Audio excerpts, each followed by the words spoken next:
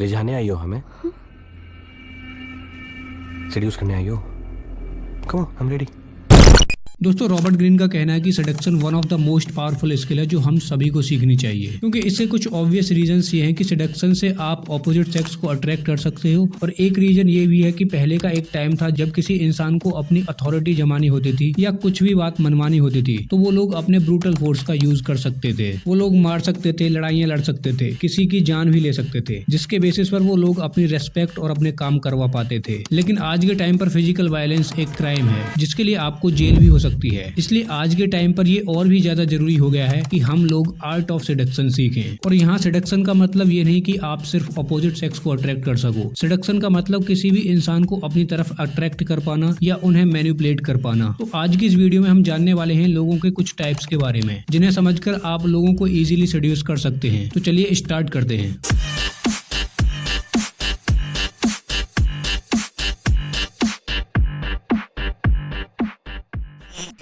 Number 1, the crushed star. आपने देखा होगा कि कई बार आपके दोस्त या रिलेटिव्स में एक इंसान ऐसा होता था जो एक टाइम पर स्टार जैसा था, जिसे लोग बहुत ज्यादा अटेंशन देते थे, बहुत ही ज्यादा पसंद करते थे। लेकिन किसी कारणवश उसका जो पहले वाला रुतबा था वो कम हो गया है। अब लोग उसे उतना भाव नहीं देते, लोग उसे उतना अटेंशन भी नहीं दे रहे जितना उसे पहले आदत थी। नाउ ये टाइप के जो लोग होते हैं वो जिंदगी जीते जीते सीख तो लेते हैं कि अब उन्हें उतनी अटेंशन नहीं मिलने वाली, लेकिन अंदर ही अंदर उन्हें कहीं ना कहीं वो अटेंशन की क्रेविंग आज भी होती है और इन्हें बोलते हैं द क्रश्ड स्टार। इन्हें आइडेंटिफाई कैसे करें? इन्हें ढूंढना बहुत आसान होता है। ये वो लोग होते हैं जिन्हें अगर पार्टी में आप थोड़ी सी भी लाइमलाइट दे दोगे तो वो उससे बहुत ही ज्यादा खुश हो जाते हैं। आप उनकी थोड़ी सी तारीफ कर दो तो वो अपने बारे में बातें करने लग जाते हैं, अपनी बड़ाई खुद से करने लगते हैं। और कई बारी तो ये अल्कोहल पीने के बाद चुप भी नहीं बढ़ते, सिर्फ अपने बारे में बातें करते रहते हैं। तो ऐसे लोगों को सेड्यूस कैसे करें? वेल, अगर आपका विक्टिम इस टाइप का इंसान है तो उन्हें बस आपको सेंटर ऑफ अट्रैक्शन बनाना है। उन्हें ऐसा फील कराना है कि वो पार्टी की जान है, वही यहाँ पर सबसे इंटरेस्टिंग पर्सन है। उनसे उनकी स्टोरीज पूछो, खुद के बारे में बोलने का उन्हें मौका दो। और एक बार ये फ्लो में आ गए तो चुप नहीं पड़ेंगे और आपके इतना करते ही आपके पीछे पागल हो जाएंगे, क्योंकि आपने उन्हें वो चीज फील करा दी है जिसके लिए वो काफी टाइम से क्रेव कर रहे थे। लेकिन अगर आप एक डैंडी टाइप के इंसान हैं जिसे खुद की तारीफें सुनना बहुत पसंद है तो आप ऐसे लोगों से दूर ही रहना, क्योंकि ये आप दोनों में एक कॉम्पिटिशन क्रिएट कर देगा जिसका रिजल्ट काफी खराब हो सकता है। Number 2, the novice. ये यूजुअली काफी शर्मीले टाइप के लोग होते हैं, थोड़े ऑकवर्ड टाइप के होते हैं, जो इतना खुल के जिंदगी नहीं जीते, काफी दब के जीते हैं। लेकिन हाँ, ये क्यूरियस बहुत होते हैं। इन्हें बुक्स पढ़ना पसंद होता है, इंटरनेट पर अलग अलग चीजों के बारे में सर्च करना पसंद होता है। पूरी दुनिया को लगता है कि ये लोग बहुत ही शांत टाइप के लोग हैं, लेकिन एक्चुअल में ये लोग शांत नहीं होते, बस ये लोग दबे हुए रहते हैं और सही इंसान के साथ खुलते भी बहुत हैं। इनके अंदर एक शैतान छुपा हुआ होता है जिसे बस निकलने की देर होती है। इस टाइप में ज्यादातर लड़कियां होती हैं। एंड गेस व्हाट, वो जो आवारा टाइप के लड़के होते हैं ना, वो यही चीज करने में उनकी हेल्प करते हैं। इसीलिए आपने काफी सुना भी होगा कि लड़कियां आवारा टाइप के लड़कों को क्यों ज्यादा पसंद करती हैं। उसका एक रीजन ये भी हो सकता है, ये लोग उनके अंदर के शैतान को बाहर निकालने में मदद करते हैं। इसी वजह से अधिकतर लड़कियां ऐसे लड़कों की तरफ अट्रैक्ट हो जाती हैं। नाउ इस तरह के किसी इंसान को अगर आपको सेड्यूस करना होता है तो आपको उन्हें बस एक्सप्लोर कराना होता है, उनको खुलने में हेल्प करानी होती है, जिसके लिए आप उन्हें नए नए एक्सपीरियंस करा सकते हैं। मे बी ऐसी जगह ले जा सकते हैं जहाँ उन्हें लोग जज ना करें। यहाँ पर ध्यान रखें कि आपको उन्हें फील कराना है कि आप बहुत ही एक्सपीरियंस्ड हो, but at the same time experienced होने का मतलब ये नहीं कि आप बहुत ही ज्यादा सख्त और रूड हो। आप काफी चाइल्डिश और फनी भी हो, जिससे कि उन्हें सेफ फील होगा और वो ओपन होना स्टार्ट कर देंगे। Number 3, the lonely leader. आपने कई सारे पावरफुल लोगों को देखा होगा, CEOs, YouTubers, IAS officers, ministers. ये सब लोग दूसरों से अलग नहीं होते, बट कई बार लोग उनको दूसरों से काफी अलग तरीके से ट्रीट करते हैं, जो कि इन लोगों को पसंद भी आता है और नहीं भी। अगर ऐसे टाइप के लोगों में आप इंटरेस्टेड हो तो इनको आइडेंटिफाई करने के लिए आप बस ये बातें याद रखो। यूजुअली जब लोग इनसे मिलने आते हैं तो वो कुछ न कुछ काम से आते हैं या कुछ न कुछ मांगने आते हैं, और इस वजह से इनके अंदर हमेशा एक डाउट सा होता है, एक गुस्सा होता है, क्योंकि सब इनके स्टेटस और इनकी पावर की वजह से इनके पास आना चाहते हैं। इसीलिए कई बार ये काफी लोनली फील करते हैं और इस चीज को वो कई बार कम्युनिकेट भी करते हैं। अब अगर आप किसी ऐसे टाइप के इंसान को सेड्यूस करना चाहते हो तो जितना हो सके उतना ट्राई करो उन्हें एक नॉर्मल इंसान की तरह ट्रीट करने का। ऐसे लोगों की अगर आप झूठी तारीफ भी करते हो तो ये चीज वो काफी इजीली पता कर लेते हैं और उन्हें ये बिल्कुल पसंद नहीं आती। तो आप इनको झूठी तारीफें या बेवजह सुपीरियर फील कराने की कोशिश ना करें। ट्राई करो उन्हें इक्वली ट्रीट करने का। आपको ऐसे लोगों के साथ एकदम बिंदास और ब्लंट रहना चाहिए। ऐसे डिफरेंट बिहेवियर जब आप उनके सामने करोगे तो ये चीज उनको काफी यूनिक और एक्साइटिंग लगेगी। लेकिन ऐसे टाइप के लोग काफी हार्डेस्ट होते हैं सेड्यूस करने के लिए, क्योंकि यूजुअली इनके पास काफी कम टाइम होता है, इतनी एनर्जी भी नहीं बचती। ये बहुत ही बिजी टाइप के लोग होते हैं। प्लस ये लोग बहुत ही क्लेवर और स्मार्ट भी होते हैं। सो इनको सेड्यूस करने के लिए आप जितना जेन्युइन रहोगे उतना बेटर हो सकता है।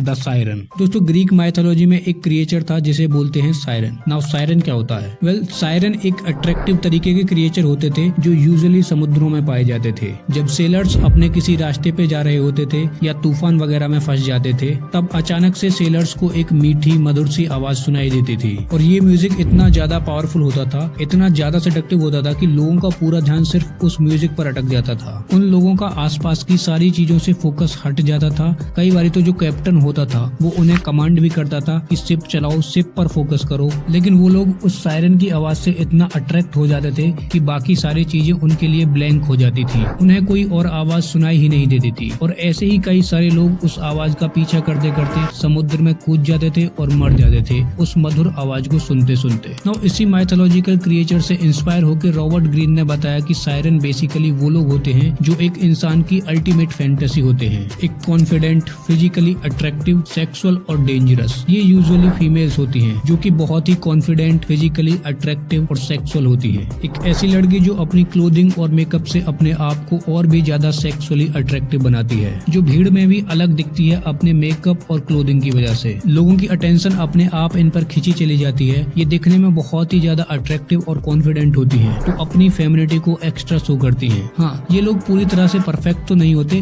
बट स्टिल ये जिस भी चीज में अच्छे होते हैं उसे बहुत ही अच्छे तरीके से शो करते हैं और लोगों के सामने लेकर आते हैं। बहुत सारी इंस्टाग्राम मॉडल्स जिनके मिलियंस में फॉलोअर्स होते हैं वो इसी कैटेगरी में आती हैं। नाउ इस टाइप के लोग सेड्यूसर कैटेगरी में नंबर 1 पर आते हैं, क्योंकि जो सेक्सुअल अवेयरनेस होती है वो कई बार हमारे रेशनल ब्रेन को ओवर पावर कर देती है, जिससे कि उस मोमेंट में लॉजिकली सोच पाना थोड़ा कठिन हो जाता है, जिसकी वजह से लोग इनके पीछे पागल रहते हैं और कई बार तो इंटेलिजेंट और स्मार्ट लोग भी इनके शिकार बनते हैं। इनका डिसएडवांटेज बस यही है कि एज बढ़ने के साथ साथ इनका जो पावर होता है वो धीरे धीरे कम होने लगता है। जो कॉन्फिडेंस इन्हें इनकी फिजिकल अट्रैक्टिवनेस से मिलता था वो धीरे धीरे कम होता जाता है। इसीलिए आपने देखा भी होगा कि जो पहले के टाइम की एक्ट्रेसेस थी जो कि बहुत ही ज्यादा अट्रैक्टिव थी, जिनके पीछे लोग पागल हुए फिरते थे, आज उन्हें कोई ठीक से नोटिस तक नहीं करता। सायरन में हमें एक बहुत ही फेमस एग्जांपल देखने को मिलता है जूलियस सीजर और क्लियोपैट्रा का। जूलियस सीजर एक बहुत ही बड़े राजा थे और क्लियोपैट्रा एक बहुत ही खूबसूरत महिला थी। वो इतनी ब्यूटीफुल थी कि लोग उन्हें गॉडेस का दर्जा देने लग जाते थे और यही जो उनकी ब्यूटी थी वो उसे बहुत ही अच्छे तरीके से शो करती थी, जिसकी हेल्प से ही क्लियोपैट्रा ने जूलियस को अपनी तरफ अट्रैक्ट किया था और उसे इतना सेड्यूस कर दिया कि जब रोम के ऊपर अटैक हो रहा था तब भी जूलियस ने ये जरूरी नहीं समझा कि उसे अपने राज्य को प्रोटेक्ट करना चाहिए। इसकी बजाय वो इजिप्ट में क्लियोपैट्रा के साथ अपना टाइम स्पेंड कर रहा था। एंड गेस व्हाट, 44 बीसी में उसका मर्डर हो गया और उसके बाद जिसने उस राज्य को जीता, मार्क एंटोनी, वो फिर क्लियोपैट्रा का दूसरा विक्टिम बना। Number 2, the ideal lover. The ideal lover वो होते हैं जो किसी भी लड़के या लड़की की अल्टीमेट फैंटेसी होते हैं। इसका सबसे अच्छा एग्जाम्पल कैसानोवा है, जिन्हें one of the best seducer of all time कहा जाता है। कैसानोवा जो थे वो लोगों को स्टडी करते थे, वो विमेन को स्टडी करते थे, वो देखते थे कि एक औरत की लाइफ में क्या चीज मिसिंग है और फिर ज्यादा वर्ड्स पर फोकस करने के बजाय वो बिहेवियर पर ज्यादा फोकस करते थे ताकि वो उस लड़की की उन डिजायर्स को फुलफिल कर सके जो उसे चाहिए। फॉर एग्जाम्पल, एक बहुत ही सुंदर औरत क्राउड में बैठी थी अपने हस्बैंड के साथ, जिसके कुछ टाइम बाद उसकी नजर एक हैंडसम मैन पर पड़ती है और वो हैंडसम आदमी था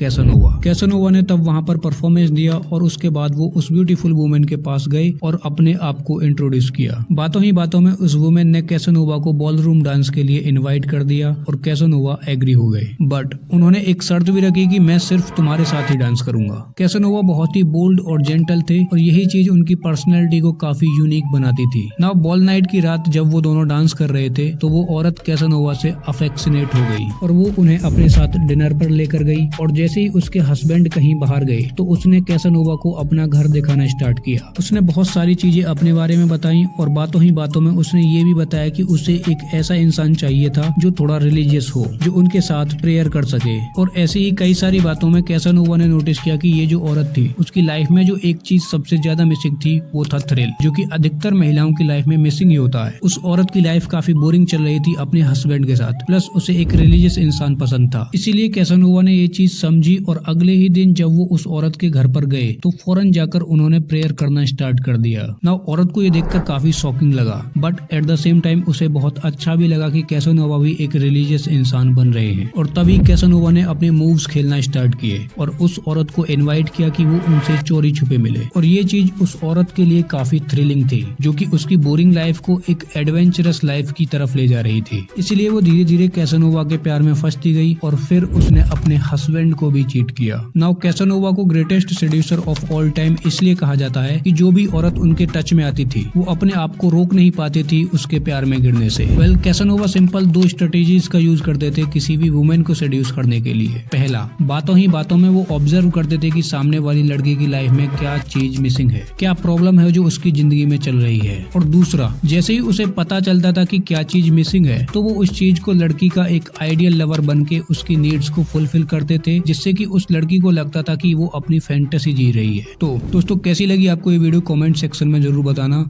और इस चैनल पर ऐसी और भी वीडियोस अपलोड होने वाली हैं, तो मेक श्योर आप इस चैनल को सब्सक्राइब जरूर कर लो।